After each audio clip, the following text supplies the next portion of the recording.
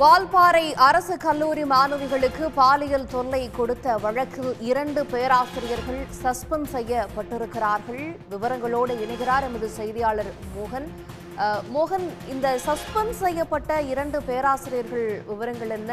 வால்பாறையில அரசு கல்லூரி மாணவிகளுக்கு நிகழ்ந்தது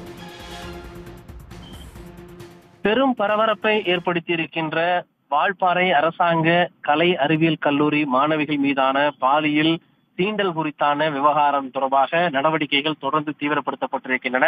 இந்த நிலையில் இந்த விவகாரத்தில் ஏற்கனவே கைது செய்யப்பட்டிருக்கின்ற 4 பேர் மீது நடவடிக்கை பாய்ந்திருக்கிறது. குறிப்பாக வால்பாறை அரசாங்க கலை அறிவியல் கல்லூரியில் தற்காலிக பேராசிரியர்களாக பணிபுரிந்து வந்த சதீஷ், முரளிராஜ் மற்றும் லேப் டெக்னீசியன் அன்பரசு உள்ளிட்ட 3 பேர் பணியிடை நீக்கம் செய்யப்பட்டிருக்கின்றார்கள். கான்ட்ராக்ட் அடிப்படையில் தற்காலிக பேராசிரியராக பணியாற்றி வந்த ராஜபாண்டி பணி நீக்கம் செய்யப்பட்டிருக்கின்றார். 3 பேர் பணியிடை நீக்கம், ஒருவர் பணி நீக்கம் செய்யப்பட்டிருக்கின்றார். துறை ரீதியாக நடவடிக்கை மேற்கொள்ளப்பட்டிருக்கிறது.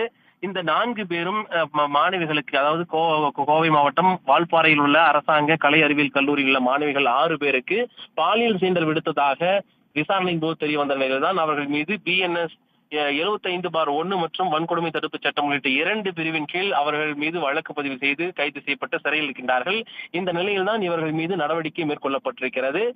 கலெக்டர் கிராந்திகுமார் பாடி இது தொடர்பாக பேசும் பொழுது, இன்று மதியம் 3 மணிக்கு மீட்டிங் நடைபெறுகிறது. இது மீட்டிங் முடிந்த பிறகு கல்லூரி வளாகங்களில் எது போன்ற பாதுகாப்பு நடவடிக்கைகள் இருக்க வேண்டும், மாணவிகளுக்கு சுதந்திரமாக செயல்பட வேண்டியது குறித்த விவரங்கள் எல்லாம் அதில் கலந்து கொள்ள இருக்கக்கூடிய ஆசிரியரிடம் தெரிவிப்பதாக தெரிவித்திருக்கின்றார். இந்த நடவடிக்கையை பொறுத்தவரையில் தற்பொழுது இந்த 4 பேர் மீது எடுக்கப்பட்டிருக்கிறது. இது தொடர்பாக சம்பந்தப்பட்ட நபர்களுக்கு ரிஜிஸ்டர் போஸ்ட் என்று சொல்லக்கூடிய தபால் முறையின் வாயிலாக அவர்களுக்கு தெரிவிக்கப்படும். இது தொடர்பாக அந்த பல்கலைக்கழகங்களுக்கும் உயர்கல்வித்துறைக்கும் தெரிவிக்கப்பட்டிருக்கிறது. 4 பேர் மீது தற்போது துறை ரீதியான நடவடிக்கை மேற்கொள்ளப்பட்டிருக்கிறது. தகவல்களை வழங்கியமைக்கு நன்றி மோகன். உடனுக்குடன் செய்திகளை தெரிந்து கொள்ள சன் நியூஸ் பெல் ஐகானை கிளிக் பண்ணுங்க.